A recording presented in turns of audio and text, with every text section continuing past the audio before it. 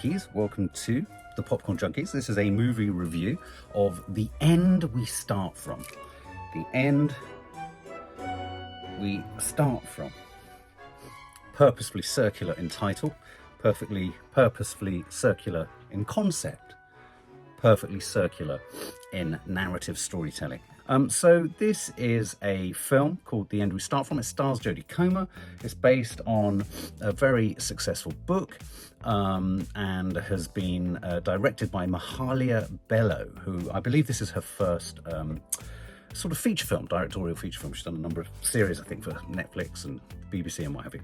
So this is a dystopian thriller, a sort of, but not a dystopian thriller in the AI sense of the word. It's climate change, it's floods, it's London, and I think for most, it's terrible, isn't it? I mean, for most of us, we think about climate change, we think of apocalypse, we think of Armageddon, we think of dystopian future, and more often than not, we're teased into perhaps not even realistically thinking about our demise and the end of the world, because we're always thinking, well, it's zombies, The Walking Dead, The Last of Us, it's fungus and zombies and monsters.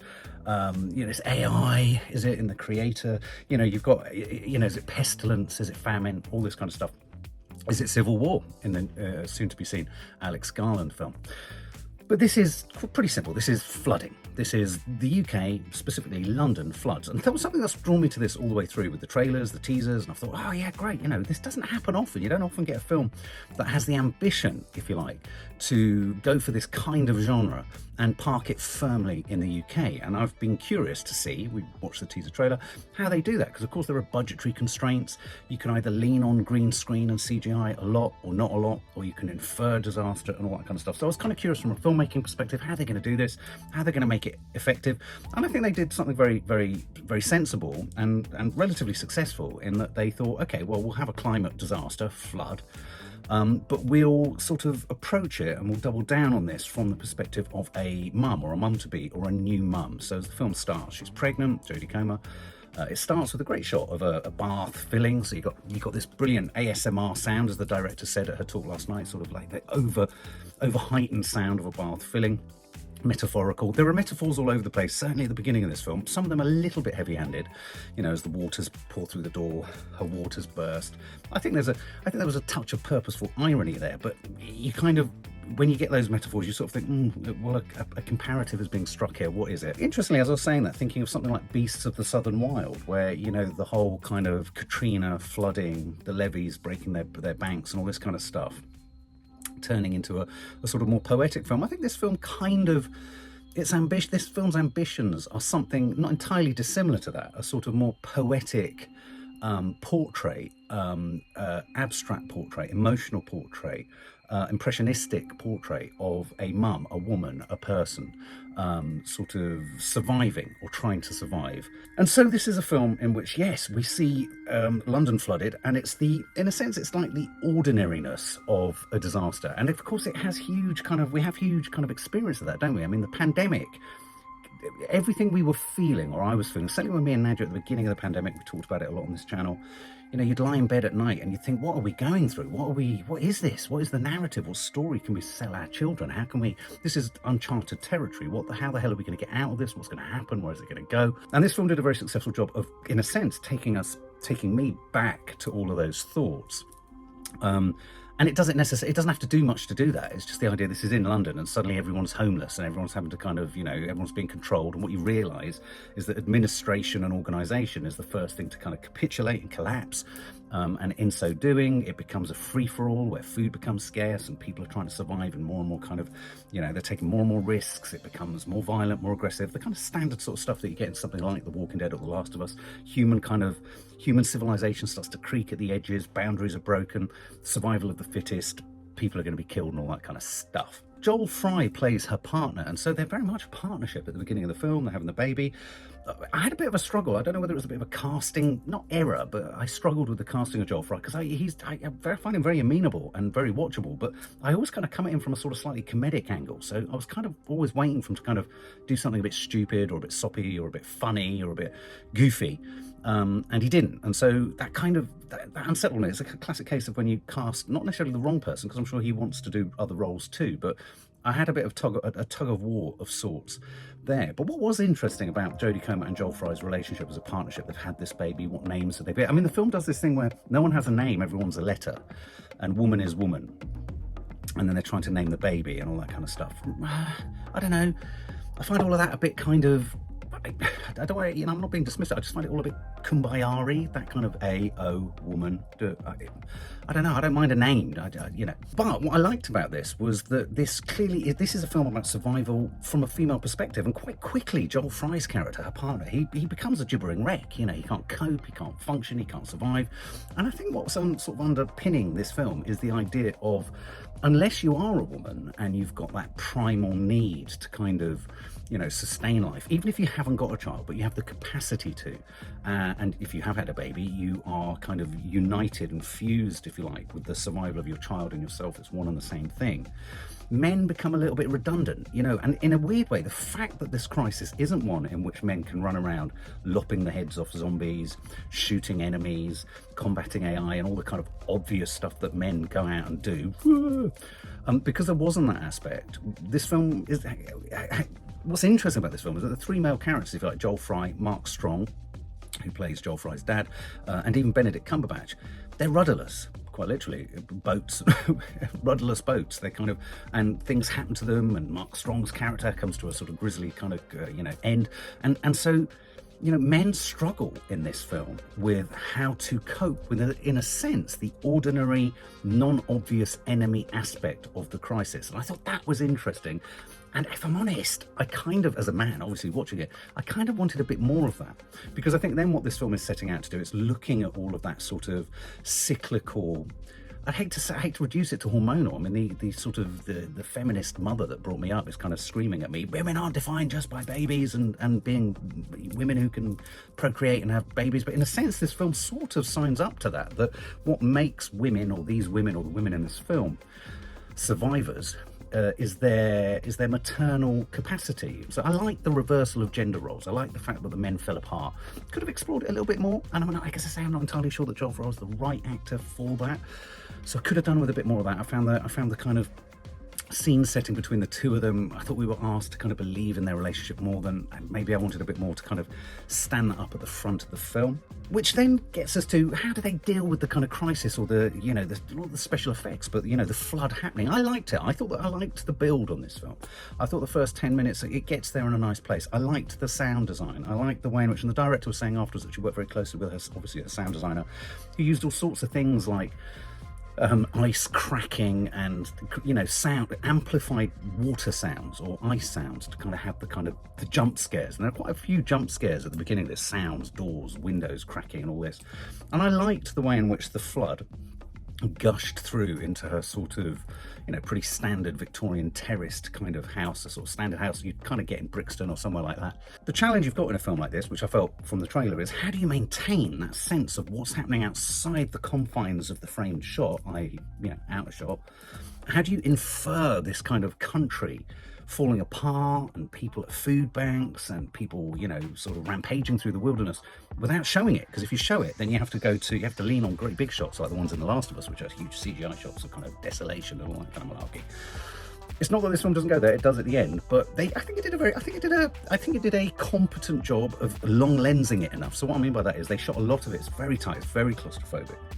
It leans heavily on the soundtrack, the sound mix, the sound design, the sound effects. I think I felt quite quickly that once you got past this long lensy stuff and the over amplification, if you like, of hubbub and sort of members of the public and people kind of struggling, nice top shot of kind of lots of people sort of the tops of their heads as they're trying to get to a food bank or get to water or what have you. It was a little bit too staged for me. I know what she was kind of going for, and I really liked the way Mahalia Bello wasn't afraid, the director, to be tugged towards these sort of poetic moments. She talked in a Q&A afterwards about how she wanted that crowd scene to have a sense of a sort of fluidity about it, a sort of wateriness to it. I think she was kind of almost successful, but it kind of needed more people to have that success. But then you go to more people, you go to CGI.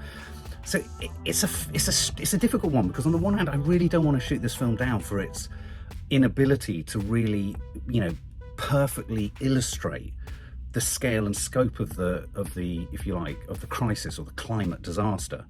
And yet at the same time, what it was about was trying to look at the small, not the small, because the small suggests not important, but almost the extraordinariness of the ordinariness that these characters were going through. You know, it's just ordinary landscape, ordinary places, ordinary things, and but they're going through something quite extraordinary. And I think this film did allow us some space to really just think and fill in the gaps. The film allows you some space to kind of bring to what it can't, in a budgetary terms, show you. You can bring to it what you imagine is going on in the rest of the country. But I have to say, one of my frustrations was I wanted a little bit more knowledge of what was going on. And I don't know whether that could have been something that was done through archive footage, watching telly. I know they do have a bit of radio interference and all that kind of stuff. When they've gone to Joel Fry's parents and they go to the cottage where Mark Strong's his dad and all that kind of stuff, there's a moment when they've all gone off to kind of get food and do that classic thing that they do in a quiet place, got to go and get the food and all that kind of stuff. It all goes wrong, but it all goes wrong off camera.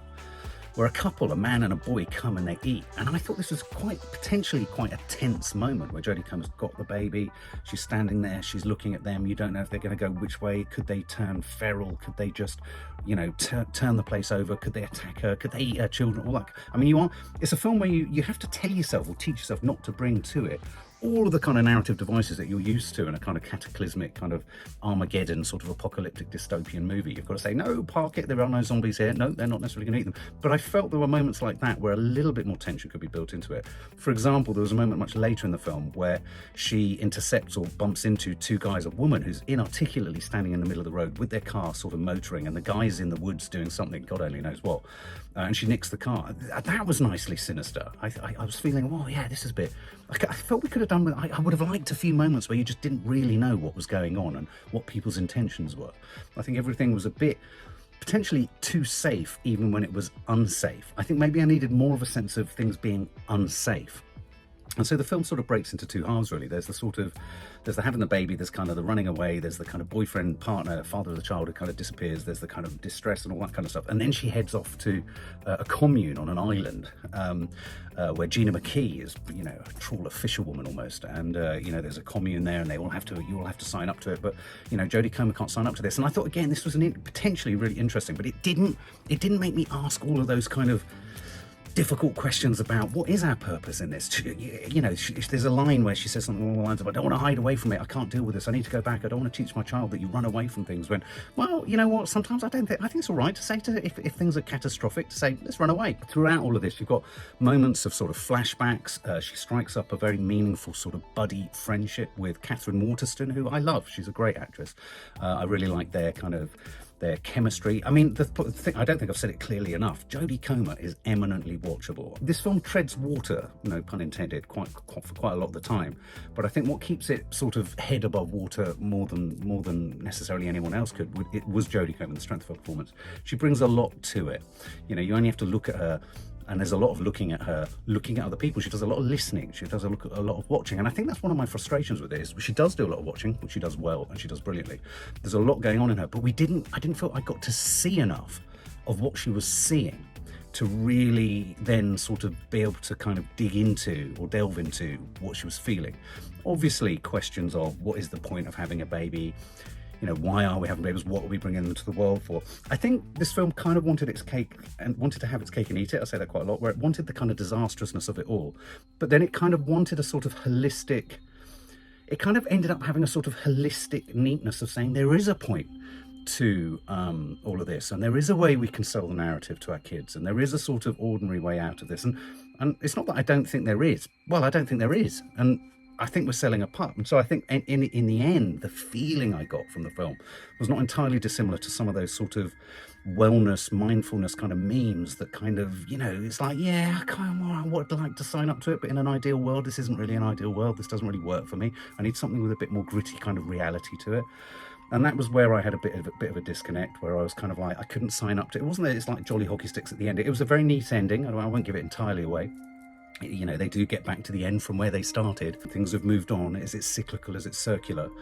We're not really asked to think, well, what's the consequences of this beyond the film? I mean, I was left thinking, oh my shitting Christ, when we all go to hell in a handcar, it's going to be pretty undramatic when it happens. It's not going to be necessarily some great big alien invasion. It's going to be sort of rising damp, wet feet, you know, trench foot, and sogginess and coldness and not very niceness. And it's not going to be particularly dramatic either, because it's all going to happen in suburbs like Hounslow and stuff like that. part of the film that I didn't think worked at all. Lots of flashbacks to when she first met Joel Fry. Didn't need them. Didn't need them. I mean, I know we were trying to kind of...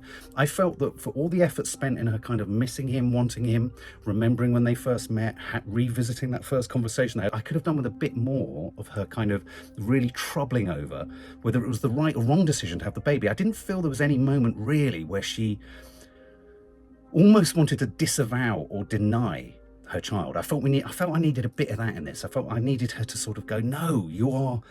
everything about you is abhorrent to me, whereas it was all very much about, yes, I'm a mum. And so in that sense, I kind of found it curious in that it sort of, I found it kind of potentially a bit reductionist. I don't know what women think watching it, that is it just sort of saying, you know, it's only the only women will only survive if they tap into those aspects of them that make them sort of mums. I mean, that's not necessarily a bad thing. Of course, mums are fucking great and they rock. And of course, women have an amazing body and a capacity to do everything. But is that reductionist? I don't know. I didn't know if that was the right thing or the wrong thing. Benedict Cumberbatch, one of the producers, he's in this too. I could have done with a bit more from Armstrong. I actually felt it needed a little bit more kind of dark analysis or moments around how the men were lost in this crisis. And that might have helped kind of offset this feeling that really the women in the film were really only defined by being mums and having babies. I also wanted, as I've said before, a much bigger sense of the bigger picture. We do go to those shots at the end where you're sort of, they're in boats and you're passing through a flooded London, and because you know it hasn't happened, it's terrible, isn't it? You're being asked to believe this, and yes, you believe it. You watch it and you think, oh yeah, look, there's St. Paul's and we're on a boat and it's Venice, but not Venice. But you know it's not real, and you're sort of thinking, okay, this is a bit of a last minute thought. I don't know. Either you kind of completely hold back from that and maybe show it on archive footage, on footage on a television or something like that. I don't know. Lots of moments of, you know, Jodie sort of swimming in the sea, lots of watery connection with, you know, obviously baby. And if I'm honest, I was kind of expecting it to go a little bit more abstract and a little bit more even kind of poetic and impressionistic. I thought we could have gone even more kind of, sort of just colours and sounds and in the wombness and all that kind of stuff, but it didn't quite go there. So it wasn't, for me, it wasn't obviously dramatic. It was dramatic to begin with, and then it petered out, and I just think I felt I needed a bit more of a conflict between her. She was so connected to her child, and then she was so connected to the character of Catherine Waterston, who was also connected to her child. And though they ask a couple of questions about having kids or not having kids, I felt we could have had I just felt I needed a bit more kind of difficulty around that to see that she got over a different stress. I think if we'd had real jeopardy around the idea that perhaps she wanted to disown her child, or she didn't believe there was any point in it, or that she even perhaps, God forbid, considered killing her own child because she was like, what has this child got to live for? That might have given it just some kind of, that's really reaching to the dark side. So as I say, I think, you know, a really admirable attempt at a low-budget disaster flick, dystopian film set in the UK. The very things that I think makes it a difficult thing to execute were the things that you are finding yourself I found myself wanting, which was sort of the bigger picture, more of a sense of menace. I could have just done with more menace throughout. Okay, there's the menace of the flood. I could have done with more of that menace of people. You know, when you heard about, you know, Hurricane Katrina and what was going on in New Orleans, and I thought, God, could it have just been, I don't mean just scary and zombified, I just mean nasty. It kind of tickled at the edges of that with the couple in the car when Jodie nicked the car. Didn't really buy into the believability of that too much. And I also thought that whilst it does give you space to breathe and think about how we dealt with the pandemic, how we're going to deal with an incoming climate disaster, I felt that it was asking us to sign up a bit too easily to the idea that it's all answered by, you know, making a good fist of it and holding our children close to us and just moving on. So it was when I say kumbaya, I don't mean it's like, oh, kumbaya. It's not like that, but it is a little bit memey. It's kind of as in a meme. You know, it's a bit like, come on, you know, at the end of the day, motherhood will pull us through. And yes, I suppose we want a positive outcome, but actually I don't believe there is necessarily an easy positive outcome. I think you can have positive thoughts or positive moments, but I don't think you can really say that it's looking particularly positive for the planet. I felt it missed that, and I felt that the flashbacks were a bit obvious, and I found the conclusion and the tie-up just a little bit too twee, if I'm honest. If I was to score this, you know, wow. I mean, a huge endeavour doing it. Jodie's fantastic, Catherine Waterston fantastic. Could have done with a bit more sort of detail drawn into the male characters. Great first outing for Mahalia Bello, the director. What would I give it? I'd probably give it 60 out of 100.